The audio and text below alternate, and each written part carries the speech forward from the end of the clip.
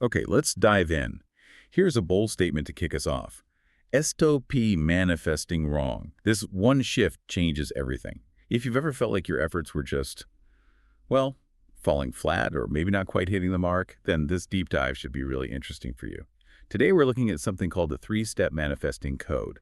It's pitched as this unique framework for achieving goals, and it makes a pretty provocative claim right away. It says 99% get step one wrong. That's right. It's definitely a claim designed to grab your attention, especially with all the manifestation advice floating around.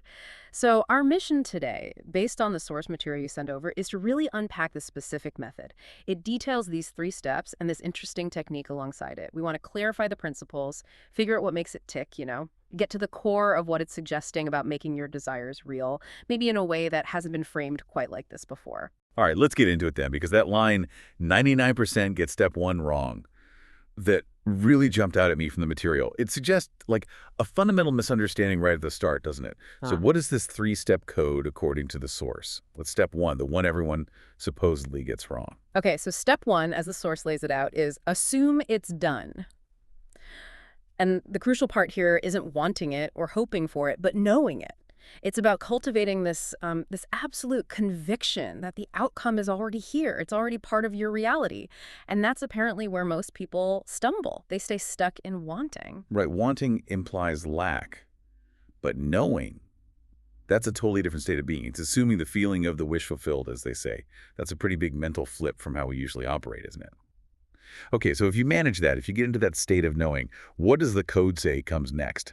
Step two is drop the how.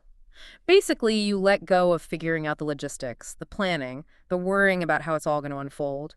The idea is you trust that the universe, or whatever mechanism you believe is at play, will handle the details.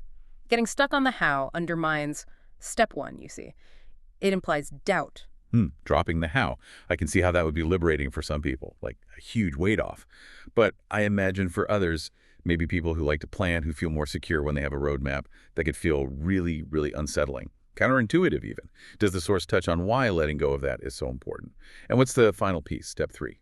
Well, it links back directly to step one. If you genuinely know it's done, the how isn't your concern anymore. It just is, which leads right into step three. ACT as if now.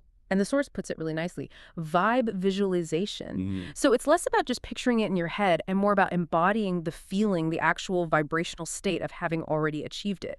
Like tuning your radio dial. You're aligning your internal frequency with the reality you want to experience, living in that fulfilled energy right now. Vibe over visualization. I like that. It shifts the focus from a